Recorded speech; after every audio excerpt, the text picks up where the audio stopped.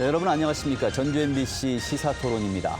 전북이 피지컬 AI 사업의 중심지로 도약을 준비하고 있습니다. 지난 22일 피지컬 AI 실증사업 대상지로 전북이 선정된 것이 그 시작인데요. 질문하고 답하는 인공지능을 넘어 이제는 현장에서 움직이고 판단하는 AI가 현실이 되고 있습니다.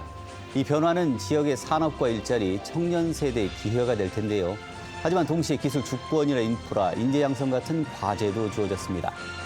AI 시대 전북이 기술 주도권을 어떻게 확보할지 함께 모색해보는 시간 마련했습니다. 토론에 함께할 두 분 모셨습니다. 박승대 국회 AI 신기술 전략포럼 간사, 장영재 카이스트 교수 나오셨습니다. 반갑습니다. 반갑습니다. 자, 반갑습니다. 네. 자, 박 간사님. 자, 전북이 피지컬 AI 실증 거점으로 선정이 됐는데 향후 5년간 1조 원대의 국가 사업이 진행이 될 것 같습니다. 자, 이 선정 배경과 의미에 대해서 좀 먼저 듣고 넘어가겠습니다. 네. 우리에게 지금 거대한 인공지능 혁명이 밀려오고 있습니다.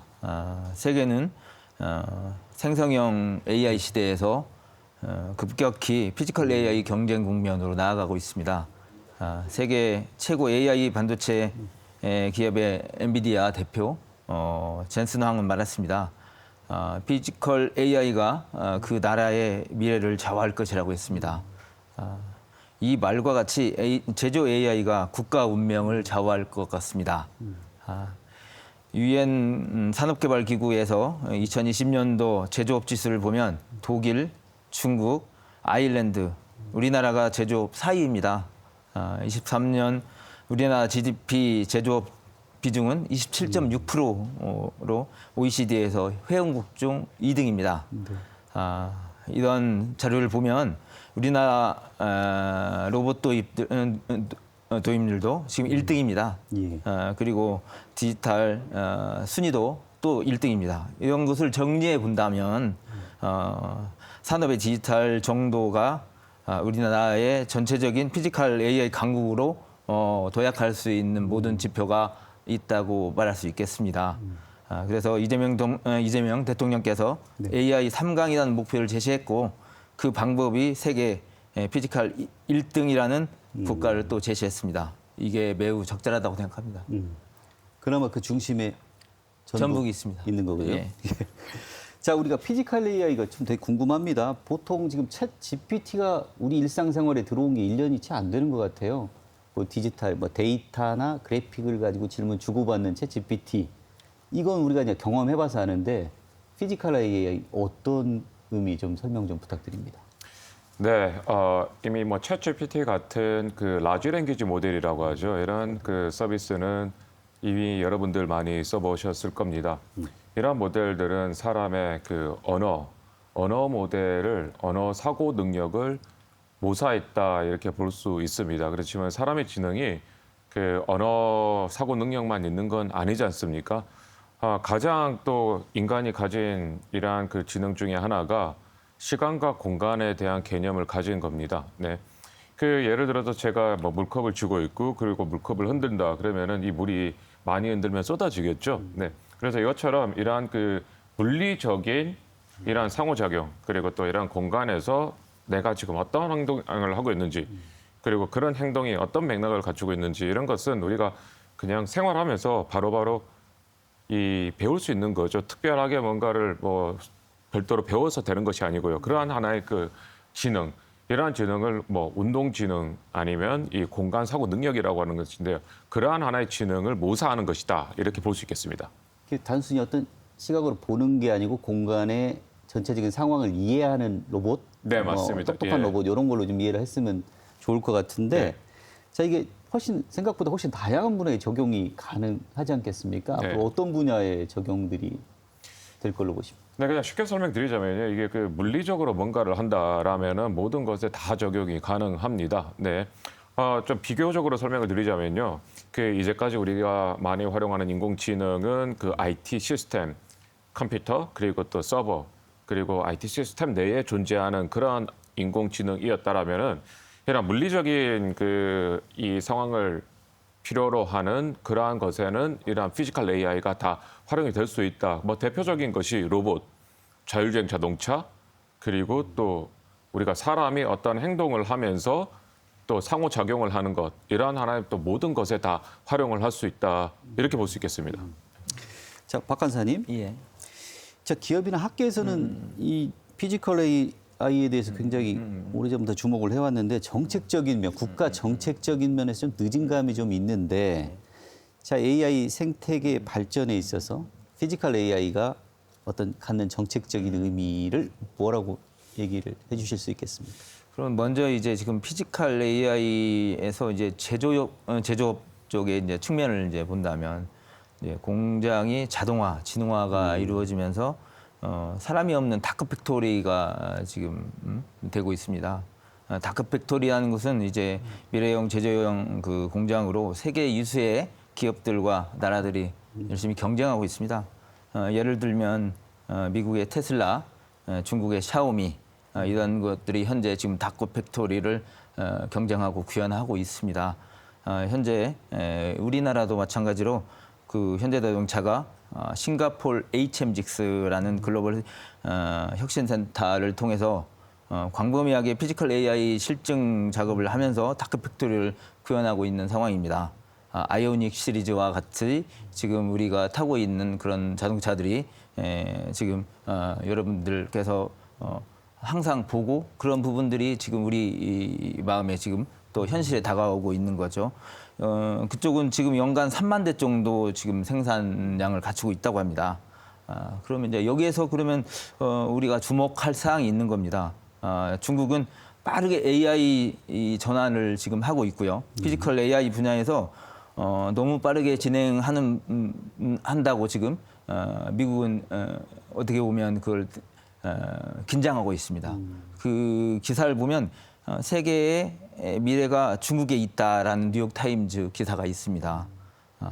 그런 것들을 봤을 때 중국은 AI를 빨리 선택했습니다. 지금 2019년부터 23년까지 AI의 예산을 보면 미국이 3,286억 달러, 그 중국이 1,327억 달러입니다. 한국은 고작 103억 달러였습니다. 중국은 향후 6년간 한 2,000조를 AI에 투자할 예정이라고 합니다. 중국 벤처 캐피탈에 2000년부터 23년까지 9,623개 AI 기업에 1,840억 달러를 투자했습니다. 한국은 이 기간에 AI를 포함한 ICT 총 투자 금액이 19조 115억입니다. 중국의 14분의 1 상황입니다. 지금 이 상황이 얼마나 심각한지 우리가 봐야 됩니다. 한국은 많이 늦었습니다. 그러나 이제 이재명 정부에서 피지컬 AI라는 이 전북 사업을 1조를 예산 투자를 지금 한 상황입니다. 예. 그래서 세계의 피지컬 AI 1등을 지금 선언했습니다. 이것은 매우 적절하고 또 선택적인 정책이라고 생각합니다. 네. 장 교수님, 저 이제 기술 수준이 궁금합니다. 미국은 테슬라에서 보면 우리 자율차 돌아다닌 걸 이미 다 눈으로 목격을 했고 중국도 마찬가지로 이제 그 진행 상태가 상당히 좀 오래된 거를 우리가 다 목도를 해왔습니다. 네. 이에 반해서 사실 우리 같은 경우는 좀 그런 모습을 볼 수가 없었던 거고. 네. 자, 그렇다면 현재 세계에서 그 피지컬 AI 기술 수준은 어느 정도고 그 반대로 이제 우리 상황은 어떤지 얘기를 좀 부탁드립니다. 네, 뭐 아쉽지만 기술 수준이 많이 뒤처져 있는 건 사실입니다. 네, 하지만 또 기술과 산업 확산은 조금 다른 의미가 있지 않을까 합니다. 그 피지컬 AI 그 개념을 가장 먼저 도입한 기업들, 대표적인 기업이 이 테슬라, 자율주행 자동차, 그리고 또 이러한 그 피지컬 AI의 환경, 기술 개발 환경을 구축한 곳이 또 엔비디아고요. 그래서 미국 기업들이 또 주도적으로, 그리고 또 중국 기업들은 이 휴머노이드 로봇 쪽으로 집중적으로 지금 육성을 하고 있습니다. 하지만 저희가 그나마 그래도 좀 경쟁력이 있다고 보는 부분이 바로 제조입니다. 네. 제조에는 다양한 로봇이, 그리고 자동화 장비, 그리고 IT 시스템 이런 것이 서로 협업을 하면서 이루어지는 그런 그 복합 시스템이죠. 네. 이 분야는 아직까지 그 중국과 미국도 시작 단계입니다. 네. 그 피지컬 AI라고 해서 그 AI 자체만으로 보면요, 우리가 당연히 지금 뒤처져 있지만 이러한 제조에 응용을 하고 제조에 실제로 효과를 본다, 즉 돈 버는 공장을 만든다라는 거는 조금 다른 의미입니다. 즉 피지컬 AI의 핵심이 되는 이런 인공지능 기술 그 자체도 필요하지만 또 한편으로는 로봇 기술 그리고 다양한 뭐 센서나 그리고 모터나 그리고 제조 IT 시스템이나 이러한 하나의 그 전체적인 환경이 다 필요하고요. 그런 환경과 어우러져서 인공지능이 시너지를 내게 하는 것이 피지컬 AI, 특히 제조 피지컬 AI의 핵심입니다. 네, 그렇기 때문에 이번에 전주에서 저희가 시도하는 것도 피지컬 AI에서 저희가 협업지능 피지컬 AI라는 이름을 붙인 이유도요. 이 단지 AI뿐만 아닌 이러한 다양한 생태계를 조성하자. 그리고 로봇, 자동화 기기, IT 시스템과 융합하는 협업지능을 만들자. 이런 의미입니다. 그래서 그런 면에서는 저희가 중국과 미국과 지금 시작해도 어느 정도 경쟁을 할 수 있다. 이렇게 보고 있습니다. 보통 그 아까 이제 이 스마트 팩토리나 다크 팩토리 좀 개념 좀 더 물어봐야 될 것 같은데. 네. 보통 지금도 현대자동차 공장 가면 뭐 기계들은 네. 분명히 로봇팔들이 일을 하고 네, 있는데 그렇죠. 예. 사실 뭐 단순 반복적인 작업을 하고 있지 않습니까? 네, 그렇죠. 예. 그래도 우리는 대충 스마트 공장이라고 얘기를 좀 하고 있는데 네. 이게 다크 팩토리라는 개념으로 뭐가 달라지는 거고 실제 네. 우리 산업에서 어떤 부분들이 강점이 생기는지. 네. 스마트 팩토리가 추구하는 개념은요. 우선 뭐 과거 정부에서도 스마트 팩토리 확산 사업을 적극적으로 추진을 했었고 그 사업의 하나의 본질은 이 제조와 IT 시스템의 융합입니다. 네.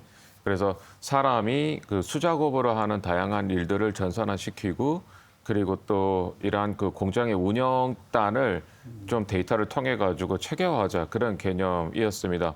하지만 그 기존에 있는 자동화 개념은 그 공장이 바뀌거나 제품이 바뀌거나 그리고 이상 상황이 발생했을 때는 사람이 개입을 해야 되는 그러한 하나의 환경이었다라면은 이 피지컬 AI를 통해서 저희가 접근하라는 방식은 이러한 변화에도 스스로 알아서 판단하고 그리고 공장 안에서 사람이 작업을 하기보다는 사람은 공장 밖에서 일을 한다라는 그런 개념을 가지고 있습니다. 즉 다크 팩토리의 어원 자체가 공장 안에 사람이 없기 때문에 공장에 불을 꺼둬도 된다라는 하나의 비유적인 표현입니다. 그래서 다크 팩토리라고 하고요. 물론 그게 공장에 불을 꺼두진 않습니다. 네. 하지만 이 공장 이전 개념이 지금 현재까지는 사람이 안에서 작업을 하고 사람이 직접 기계와 뭔가 함께 상호작용을 했다라면은 이젠 사람이 공장 안에서 일을 하는 것이 아니라 사람은 밖에서 로봇을 일을 시키고 로봇이 직접 공장 안에서 일을 한다. 이런 개념으로 보시면 되겠습니다. 예. 자, 박 간사님. 예. 자, 지금 예산을 확보한 그 피지컬 AI 핵심 기술 실증 사업 중에 이제 올해 안에 써야 될 예산이 있습니다. POC 아이디어가 실제 작동하는지 검증하는 초기 테스트베드 사업으로 알고 있는데 그게 한 229억 정도 포함해서 382억 규모라고 좀 알고 있는데 이 어떻게 쓰입니까? 정부는 이제 피지컬 AI 실증 사업이라고 해서 8월 22일 날 전북을 선정했습니다. 올해 총 382억이 투입되는데요. 그 5년 동안의 총 사업비 1조가 이제 투입이 됩니다.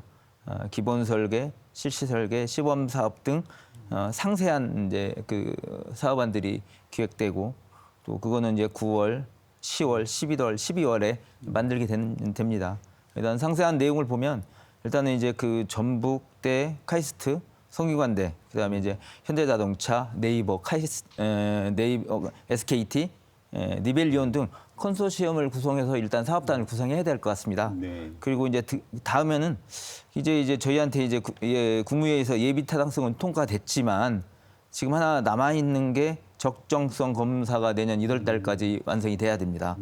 그러면 이제 내년 3월부터는 본격적으로 사업에 들어갈 수 있을 것입니다.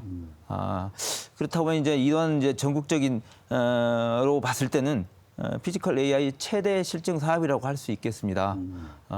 다크 팩토리, 물류 로봇, 데이터 실증 센터 등에서 모빌리티 제조, 그다음에 물류 제조, 푸드테크 등 신산업들이 구성이 될 겁니다. 저희가 이제 이러한 상황들에 대해서 이제 그 사업 로드맵을 한번 보시면 1단계가 이제 연구개발 실증, 확산, 피드백 등을 통한 산학연 기술 연구 체계를 구축하는 겁니다. 이제 2단계는 그 다양한 현장에서 기술 확산이라든지 피드백을 통해서 인프라 실증센터를 구축하는 사업입니다. 이제 3단계가 이러한 이제 소프트웨어 플랫폼이라든지 그다음에 실증센터를 통해서 기술 모듈화, 그다음에 표준화 등을 통해서 현장에 분야별로 기본 파운데이션 모델을 개발하고 이러한 것들이 현장에 적용할 수 있는 기본 모델을 설계하는 단계입니다.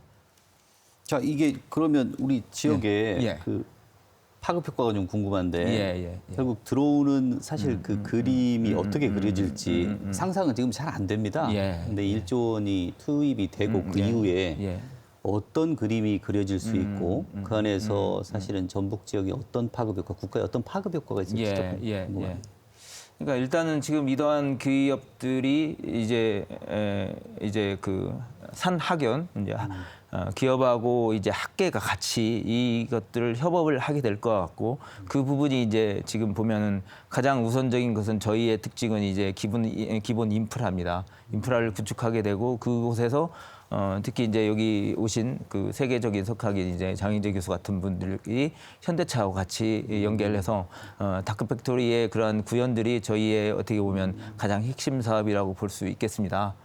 그것을 통해서 이제 그것이 이제 되면은 이제 현장에 예를 들면 뭐 LG전자라든지 아니면 저기 뭐 한화라든지 에어로스페이스 방산이라든지 그쪽에 이러한 것들이 적용이 되면서 급격하게 피지컬 AI 산업들이 이제 확산이 되는 거고 그것이 이제 전북에서는 그 사업들이 우리 이 지역에 있는 실증센터에 구축된 그한 그 실증센터에서 실증을 해야 되기 때문에 그분들이 자꾸 오게 되는 거고 여기 전북에 분소라든지 사업체를 구축할 수밖에 없는 상황이 될 겁니다. 이제 AI 실증단지가 구성이 될 건데 조성이 될 건데 궁금한 게 이제 실렉션 센터라고 얘기는 뭐 들었는데 그 안에 핵심 기관이 분명히 들어올 거고 그 주변에 이걸 갖다가 이렇게 뭐 실증을 해내는 뭐 테스트 패드들이 막 주변에 이제 깔리게 될 것 같은데 이게 핵심 추진사항 그 실외성 센터도 좀 뭔지 잘 궁금하고요. 네. 그 이걸 이끌어 나가는 핵심 사업 네. 이 뭔지 네. 좀. 우선 피지컬 AI라는 것 자체가 인공지능 기술뿐만 아니라 다양한 이러한 그 로봇, 전자부품, 다양한 기기들의 하나의 그 연합 체계라고 보셔야 될 겁니다. 네, 그래서 그렇다면은 이 어느 공간에서 서로가 모여서 서로 내가 원하는 것을 다른 뭐 부품 업체, 센서 업체, 로봇 업체가 구현을 했는지 그리고 그것을 서로 검증을 하고 테스트하는 그런 실질적인 물리적인 공간이 또 필요합니다. 네, 이런 공간이 정말 절실한 이유 중에 하나가요. 사실 우리나라에서 뭐 로봇 보급 사업이 있는 또 스마트 팩토리 보급 사업에 대한 이런 사업이 많지만은 이걸 어떤 기술을 그대로 공장에 적용을 하는 데는 한계가 많습니다. 공장은 지금 이제 물건을 생산을 해야 되고 그리고 실제 지금 작업을 하고 있는데 이게 그냥 바로 들어와서 검증을 하는 거 이것은 굉장히 위험합니다. 네, 그렇기 때문에 들어오기 전에 이러한 하나의 그 환경에서 한번 테스트를 하고 서로 인테그레이션을 한다라는 표현을 쓰죠. 네, 그리고 난 다음에 이걸 또 검증을 해야 됩니다. 그리고 또 한편으로는 이 검증된 것이 맞는지 또 제3의 기관이 와서 이것을 인증을 해줘야 되는 것도 필요합니다. 그래서 이 실질적인 물리적인 공간이 필요하고 그리고 또 전국에 있는 로봇 업체들, 인공지능 업체들, 센서 업체들, 그 외에 뭐 자동 업체들이 와서 이 공간에서 서로 협업을 하고 인증을 받고 검증을 하고 그것이 테스트가 되면은 이 공장에 들어가는 이러한 체계를 만들어야 됩니다. 아직까지 이 글로벌하게 이런 체계를 체계적으로 갖추고 있는 곳은 거의 없다고 보셔야 될 겁니다. 네, 그렇기 때문에 지금 현재 전북에서 추진하는 사업 같은 경우에는 대한민국의 제조의 를 한 단계 업그레이드하는 하나의 전초 기지가 될 수 있고 그것을 위해서는 단지 연구뿐만 아닌 다양한 기관들의 협업과 그리고 또 인증 그리고 또 이 검증 그리고 테스트 센터의 유기적인 하나의 협력 그리고 그러한 설계가 필요하다고 할 수 있겠습니다. 자, 교수님. 이 피지컬 AI 기술 자체가 저한테는 어쨌거나 이제 아직 초기 단계라고 볼 때 그 안에 이제 뭐 보통 피지컬 AI 기술 요약하는 게 뭐 데이터하고 알고리즘, 하드웨어 세 가지 요소들이 기본적으로 기반이 되는데 뭐 데이터나 알고리즘이나 하드웨어 다 마찬가지로 사실 해외 의존도가 큰 부분들이지 않습니까? 네. 자, 이 부분들 때문에 이쪽 전북이나 아니면 국가의 어떤 피지컬 AI 기술 주권 네. 이런 부분들이 빼앗길 수 있다. 네. 이런 부분도 좀 있는데 의존도가 너무 강하다 보면 네. 자, 이런 부분들은 어떻게 기술 주권 확보하는 방법들은 어떤 방식의 로드맵을 갖춰야 될 것 같습니다. 네, 아무래도 단기적인 전략이 필요하고요. 저희가 이번에 연구를 기획을 하면서도 그 부분을 가장 많이 고민을 했던 분야입니다. 지금 당장 저희가 뭐 기술 개발을 해서 국산을 써야 된다. 저는 그거는 좀 실효성은 없다고 봅니다. 하지만 단계적으로 지금 현재는 이 외산 솔루션이 좋은 거 있으면은 저희가 일단은 가져다 쓰면서 또 동시에 같이 국산화를 진행을 하고 그리고 그게 어느 정도 국산화가 되면은 이제 국산화를 대체를 하고요. 그래서 부품 그리고 알고리즘 그리고 또 IT 시스템들이 이런 것들이 체계를 가지고 이 각 단계별로 국산화를 체계적으로 진행한다 이런 로드맵을 가지고 있습니다. 자, 칸사님. 예. 자, 피지컬 AI 이 적용 우리 이제 제조업이나 산업 우리 산업에 다 적용을 해야 될 것 같은데 이게 적용이 되면 좀 가장 크게 달라지는 부분이 어디가 있고 또 우리가 이제 궁극적인 지향점은 또 있어야 될 거 아닙니까? 그 AI를 이제 크게 챗GPT로 대표되는 생성형 AI가 있고요. 그다음에 이제 제조업에 이제 응용 및 실증 테스트하는 피지컬 AI 크게 이제 한 두 가지 정도로 이제 나눠 본다면 제조 현장에서 AI 전환, AI 응용과 같은 이제 가상 공간의 시뮬레이션 실증 테스트 등이 이제 피지컬 AI로 이제 명명할 수 있습니다. 피지컬 AI는 이제 그 유기적으로 연동시키는 플랫폼 중심으로 이제 구동되기 때문에 장비 간의 협업들이 가능합니다. 그러니까 이러한 것들은 이제 센서, 통신, 제어, 뭐 설비, 로봇 등 다양한 기술이 이제 시스템 안에서 이제 어우러지는 것이죠. 그러다 이제 이렇게 되면 산업 전반에 게임 체인저로서 작용할 것이고 또 장비 간의 이제 이러한 협업증 때문에 산업의 큰 패러다임을 바꿀 것입니다. 다시 말하면 이제 글로벌 제조 물류에 적합한 협업지능 피지컬 AI가 이제 나오게 되는 그런 기반에서 파운데이션 모델, 그다음에 디지털 트윈, 시뮬레이션 소프트웨어 등들이 이제 개발이 된다면 자동화, 그다음에 지능화, 자율화 이런 것들이 파괴적인 혁신을 도모할 것 같습니다. 이렇게 된다면 우리나라에서 이제 만든 피지컬 AI의 경쟁력은 AI 전환 시대의 제조업 강국의 1등을 우리가 가지지 않을까라는 의심 아닌 의심을 저희가 또 확신을 가질 수 있을 것 같습니다. 그렇게 좀 바뀌었으면 좋겠습니다. 예. 자, 이 사업이 교수님 단지 이제 예산 확보에 좀 그치지 말고 사실 우리 지역도 마찬가지로 지역 주도성 그리고 또 공공성 이런 것들을 좀 실현시키려면 아무래도 좀 어떤 구조적인 설계가 좀 뒷받침이 좀 돼야 될 것 같은데 네.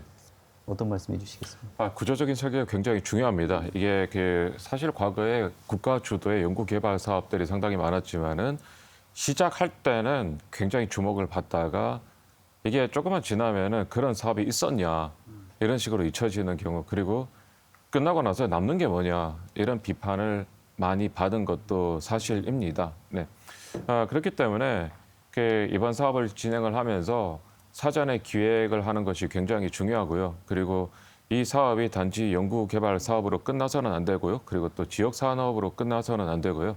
이게 전체적인 전국 확산 그리고 더 나아가서는 글로벌한 이런 리딩하는 그런 산업으로 성장을 해야 되겠습니다.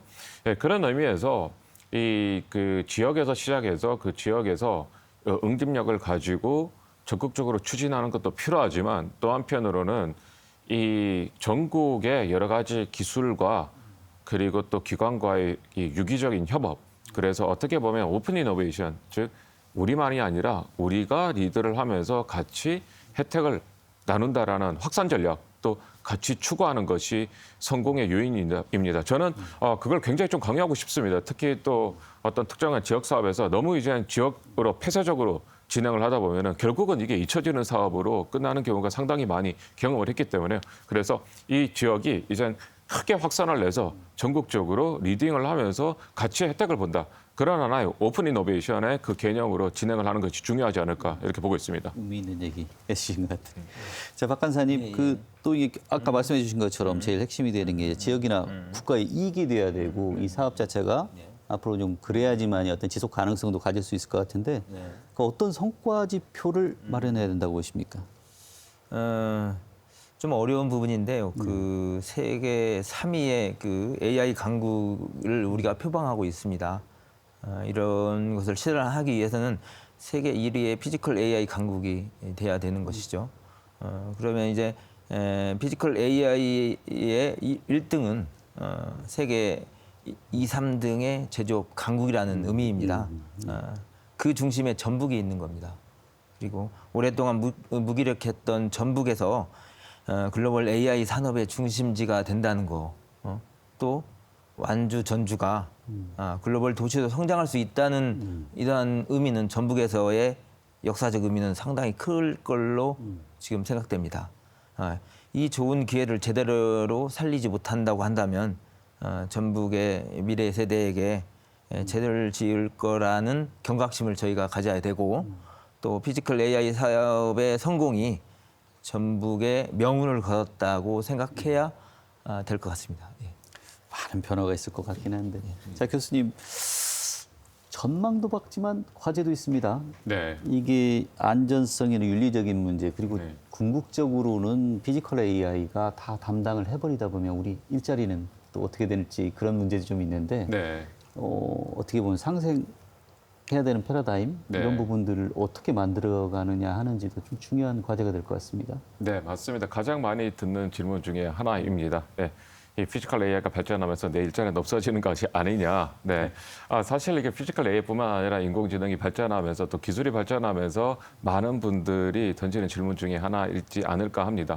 하지만 일반적인 인공지능과 피지컬 AI, 특히 또 제조에 활용되는 피지컬 AI는 조금 그 성격이 다르고 그 본질을 이해를 한다라면은 이런 질문이 오히려 기회가 될 수 있다 이렇게 봅니다. 우선 첫 번째는요. 이 IT 주도적인 기술은 승자 독식 성격이 강하고 직업 파괴적인 성격이 강합니다. 네, IT 시스템이 발전하면 발전할수록 어떤 특정한 소수의 기술자가 그러한 하나의 혜택을 독식하는 그런 효과가 있습니다. 네. 하지만 피지컬 AI는 어쨌든 이제 물리적인 무언가가 필요합니다. 센서가 필요하고 모터가 필요하고 로봇이 필요하고 그리고 다양한 생태계가 조성이 필요하고요. 예, 그런 의미에서는 이게 승자 독식이 어렵고요. 대신에 인공지능과 수많은 생태계가 함께 협업을 하고 이러한 그 생태계가 함께 같이 발전을 해야지 된다라는 하나의 특징을 가지고 있습니다.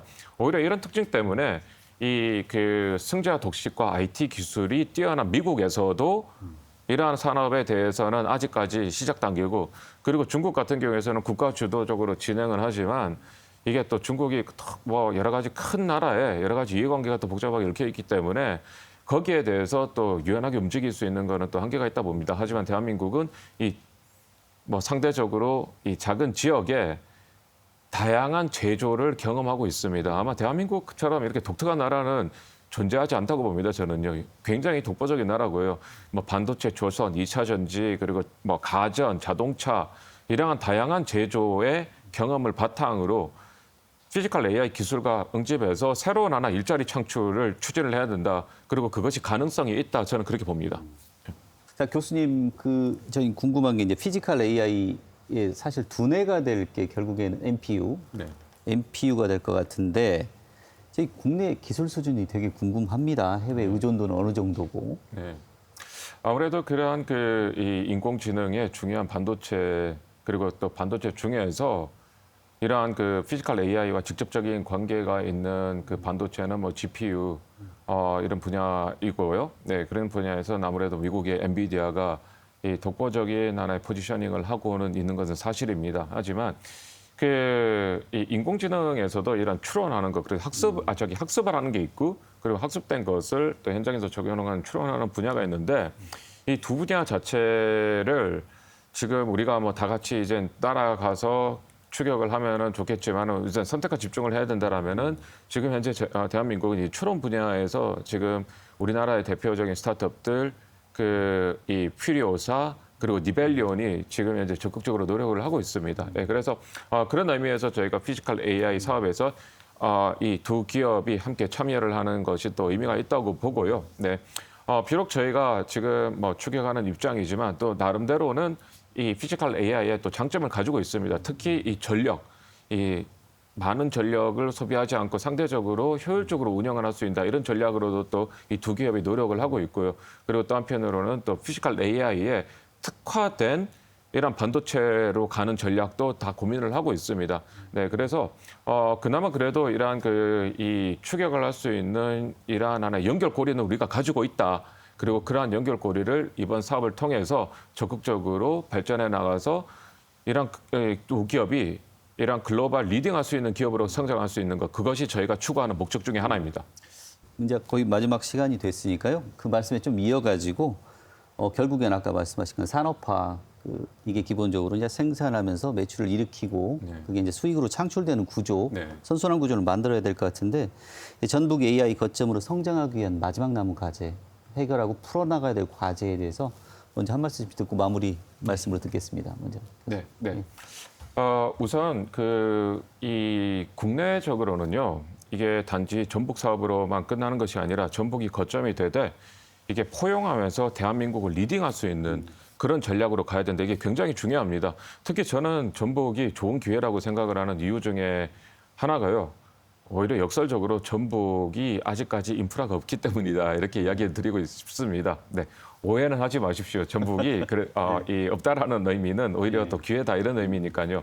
어떤 지역이 특정한 산업에 이미 헤게모니를 가지고 있다. 예를 들어서 우리 지역은 반도체다. 우리 지역은 조선이다. 이러면은 새로운 거를 할 때 그 헤게모니와 연결성을 계속 고민을 해서 새로운 것을 판짜기가 어렵습니다. 네, 하지만 전북 같은 경우에는 저희가 기획을 하면서도 저도 이 큰 대형 과제를 기획을 많이 해봤지만 이번처럼 저희가 큰 기술과 산업의 로드맵을 그려보기에는 처음입니다. 그만큼 이러한 도화지에서 새로운 기획을 했다. 이것이 큰 의미가 있지 않을까 합니다. 그래서 그런 의미에서는 이런 기획을 바탕으로 대한민국의 피지컬 AI를 중심을 선도를 하지만 이것이 전국적으로 함께 추진을 한다. 이런 전략이 좀 필요하지 않을까 그렇게 보고 있습니다. 예. 박 간사님도 마지막 말씀.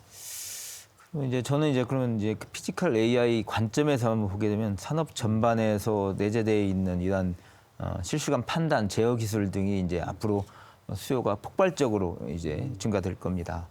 인간의 유사한 이제 상황 인식이라든지 예측 동작 이런 것들이 이제 자동화를 넘어서 지능화 또 자율화까지 이제 이어지는데요. 결국 산업혁명의 마지막이라고 할 수 있을 것 같습니다.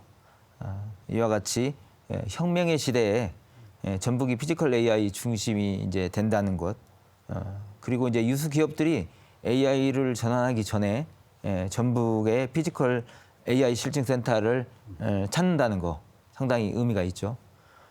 또한 이제 피지컬 AI 이런 산업 자체가 워낙 이제 연관 효과가 너무 큽니다. 그렇기 때문에 전북이 이제 앞으로 기업들을 유치하는데 매우 유리할 것 같습니다.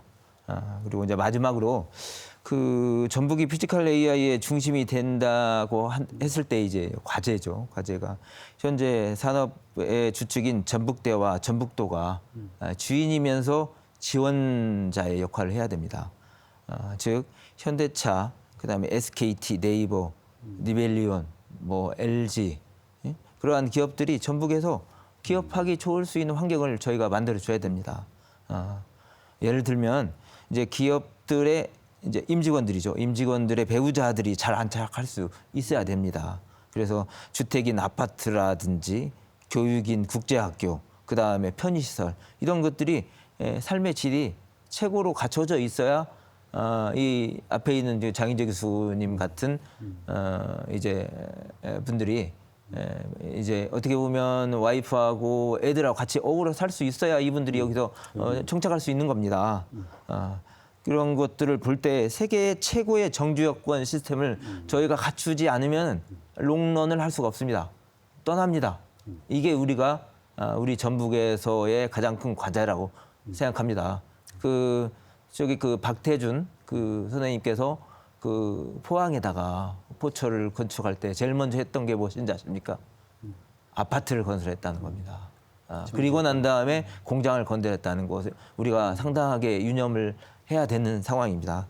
결과적으로 보면 이제 전북의 번영이라는 것이 이제 어떻게 보면 저희한테는 처음이자 마지막으로 찾아온 기회라고 할 수 있습니다. 이제 피지컬 AI 실증센터를 구축하는 이 프로젝트는 반드시 성공시켜야 할 전북의 의무가 있다는 것을 마지막으로 말씀드립니다. 예, 오늘 오랜만에 가슴 뛰는 토론이었습니다. 자, 오늘 말씀 감사합니다. 네, 감사합니다. 네, 감사합니다. 네. 네. 자, 전북이 피지컬 AI 실증 거점으로서 어떤 기회와 과제를 안고 있는지 살펴봤습니다. 자, AI는 더 이상 먼 미래가 아니라 이미 우리 산업과 생활을 바꾸는 현재의 기술이죠. 중요한 건 주어진 과제를 어떻게 활용하고 또 어떤 결과를 만들어낼 수 있는지일 겁니다. 자, 오늘 토론은 여기까지입니다. 이어서 뉴스 토파 보기 이어집니다.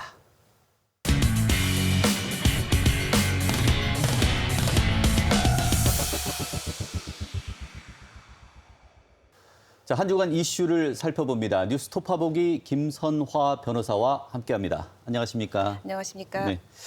자, 영화 도시 전주가 좀 삐걱대는 소리가 들리고 있습니다. 지역 영화인들이 전주 영상위원회 운영 방식에 반발하면서 기자회견을 가졌습니다. 어떤 내용입니까? 네, 그렇습니다. 전주시는 글로벌 영화 도시를 만들겠다며 대규모 촬영 스튜디오와 관광 자원 개발 사업을 추진하고 있습니다. 하지만 정작 오랫동안 전주에서 영화를 만들어 온 지역 영화인들은 큰 소외감을 느끼고 있습니다.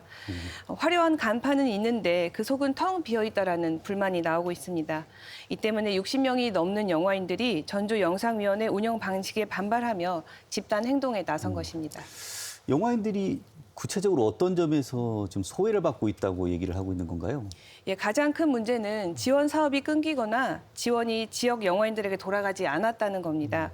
예를 들어 지역 영화인들이 꾸준히 참여했던 시나리오 기획 개발 지원 사업이 갑자기 없어졌습니다. 좋은 평가를 받던 사업을 왜 없앴느냐라는 목소리가 나오고 있는데요. 더구나 전주영상위원회는 매년 10억 원가량의 보조금을 받고 있는데 정작 그 혜택이 지역 영화인들에게 돌아가지 않는다는 게 가장 큰 불신을 낳고 있습니다. 저희 전주영상위원회가 이게 어떤 기관이고 지원금의 운영 방식 어떻게 운영이 되는 겁니까? 예, 전주영상위원회는 전주시장이 위원장을 맡고 있고 매년 전주시와 전북도로부터 약 10억 원의 보조금을 받아 영화 제작과 영상 산업을 지원하는 기관입니다. 이 예산은 시나리오 개발, 제작 지원, 촬영 인프라 확충 등에 쓰여야 하지만 지역 영화인들은 실제 혜택이 자신들에게 돌아오지 않는다고 지적합니다. 특히 장편 영화 제작 지원 사업에서는 주소만 전북에 둔 제작사가 선정이 됐고 막상 감독과 주요 인력은 외부 출신인 경우가 있었는데요. 이 때문에 결국 지역 영화인들은 간판만 영화의 도시일 뿐 우리는 여전히 들러리라며 불만을 터뜨렸습니다. 저희 지역 영화인들 어떻게 대응하고 있고 전주시는 어떤 답변을 내놓고 있습니까? 예, 지역 영화인들은 우리가 전주를 영화의 도시로 함께 키워온 주인공들인데 왜 배제되느냐라며 공동 성명을 냈고 그 심사 과정과 운영의 투명성을 요구했습니다. 전주시는 참여 방안을 검토하겠다라는 입장을 밝혔지만 구체적인 대책은 아직 없습니다. 한편 지원을 받은 영화인들의 일부는 엄정한 심사를 거쳐 지원을 받은 건데 마치 특혜처럼 비춰지는 것은 부당하다라며 반박 성명을 내기도 했습니다. 따라서 앞으로는 지원금 대상 선정 과정이 치우침 없이 공정하게 이루어지고 그 결과가 투명하게 공개되는 것이 무엇보다 중요하다는 지적이 나오고 있습니다. 예, 전주는 매년 열리는 국제영화제를 비롯해서 전북 독립영화제도 매년 개최하고 있고 한국영화촬영소 등 영화 역사 속에 중요한 기반을 지닌 도시입니다. 이제는 화려한 계획보다는 지역 영화인들과 함께하는 진짜 영화 도시가 되어야 한다는 목소리가 높습니다. 자, 두 번째 이야기입니다. 전주에서 한 경찰관이 성추행 혐의로 기소된 뒤 파면이 됐습니다. 근데 정작 법원에서는 무죄가 나왔어요. 어떤 사건입니까? 예, 전주 완산경찰서에서 있던 사건인데요. 소속 경찰관 A씨가 작년 11월 여성 피해자를 검찰로 호송하는 과정에서 신체 일부를 만지고 입맞춤을 했다라는 강제추행 혐의로 기소됐었습니다.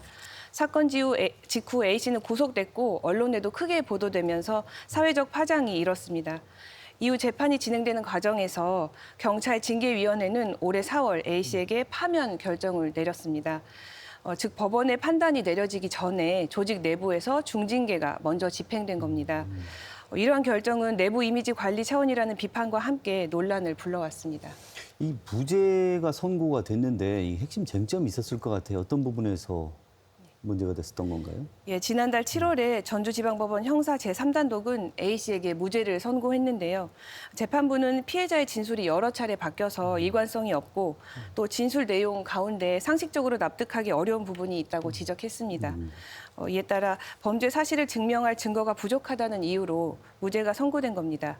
즉 피해자 진술의 신빙성이 무너진 것이 판결의 핵심 근거였습니다. 자, 공무원들도 이제 징계할 때 무죄 추정 원칙 당연히 적용이 될 건데, 자, 재판 결과도 없이 파면을 했어요. 이게 경찰 조직 특성상 그런 건가요?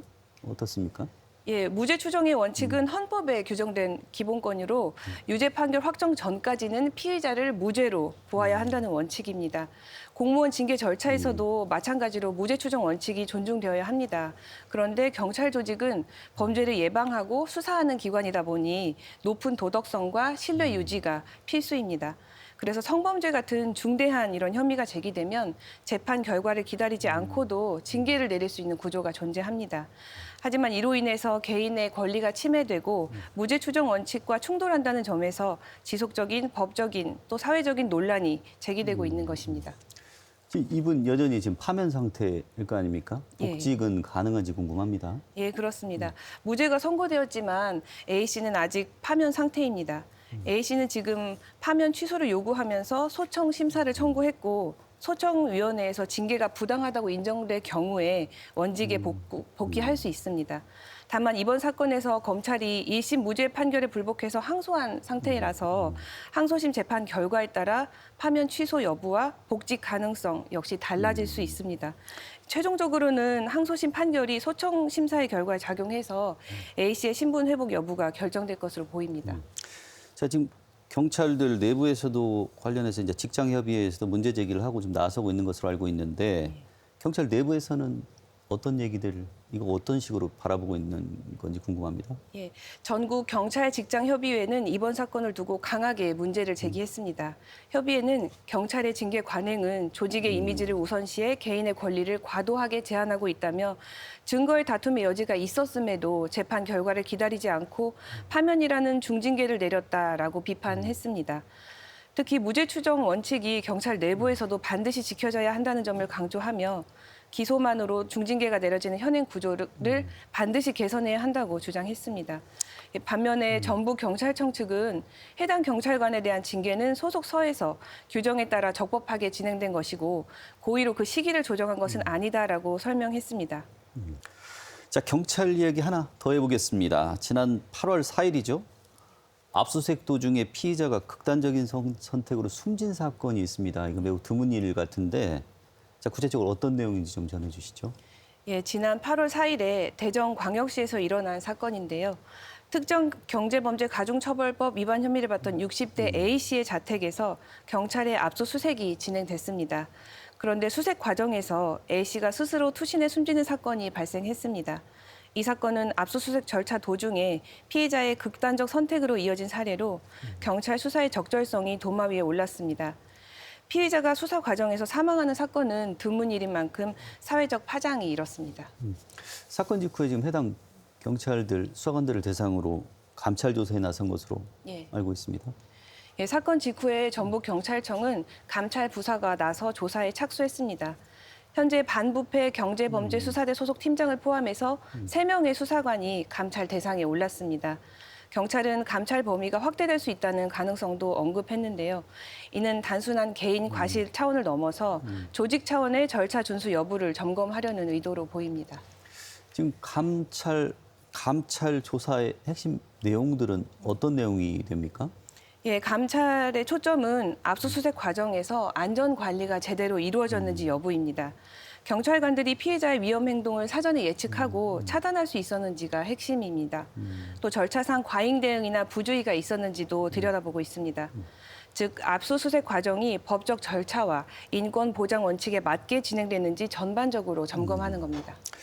자, 압수수색은 뭐 수사에 꼭 필요한 부분이지만 이런 극단적인 선택으로 생명을 잃는 일까지 좀 발생을 했는데, 자, 이번 사건이 자, 우리 사회나 수사기관한테 던지는 의미 뭐라고 보십니까? 예, 이번 사건은 단순한 압수수색 과정에서의 사고가 아니라 강제 수사와 인권 보호의 균형을 다시 생각하게 하는 계기였습니다. 압수수색은 범죄 수사에 꼭 필요한 절차지만 그 순간에도 피해자의 생명과 안전은 가장 먼저 지켜져야 합니다.